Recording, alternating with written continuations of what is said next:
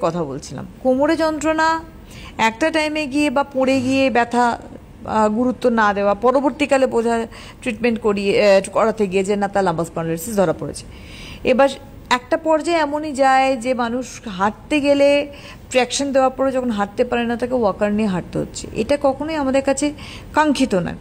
তো এই lumber spondylosis একটা ভয়ঙ্কর রোগ, সেখান থেকে আমরা বেরোবো কীভাবে? দেখো, লাম্বার স্পন্ডিলোসিসে তো অনেকগুলো প্রবলেম থাকে, যেমন কি হয় কোমরের ব্যথা আছে, ডান দিকে আছে, বাঁ দিকে আছে, কোমর আমরা ঝুঁকে কাজ করতে পারি না, হাঁটাচলা করলে কোমরটা লক হয়ে যায়, এগুলো অনেকগুলোই প্রবলেমস লাম্বারের রয়েছে। এবং সবকটাই আমি বলবো যে এগুলো ক্রিটিক্যাল রোগের মধ্যেই আছে। মানুষ শুতেও পারে না শান্তিতে, কারণ এপাশ ওপাশ করতেও প্রবলেমস হয়।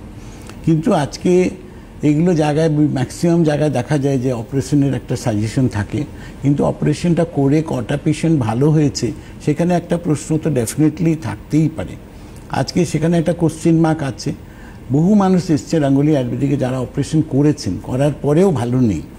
আজকে দেখা গেছে যে সেখানেও কিন্তু তারা যখন গাঙ্গুলি আয়ুর্বেদিক এসছেন তারপরের থেকে কিন্তু তারা দিয়ে আস্তে আস্তে করে ভালো হয়েছেন, নর্মাল রাস্তায় ফিরেছেন, নর্মাল হাঁটাচলা করতে পারছেন, আজকে ওয়াকারবিহীন হাঁটছেন আজকে। তো সেগুলো সবটাই কিন্তু আজকে গাঙ্গুলি আয়ুর্বেদিকে আসার পরে মানুষ একটা ভালো পথ দেখতে পেয়েছেন, যেখান থেকে বিনা অপারেশনে, বিনা অ্যান্টিবায়োটিক, বিনা আজকে স্টেরয়েড, পেন কিলার ছাড়া নর্মাল 100% আয়ুর্বেদিক ট্রিটমেন্টে মানুষ ভালো হতে পারছেন।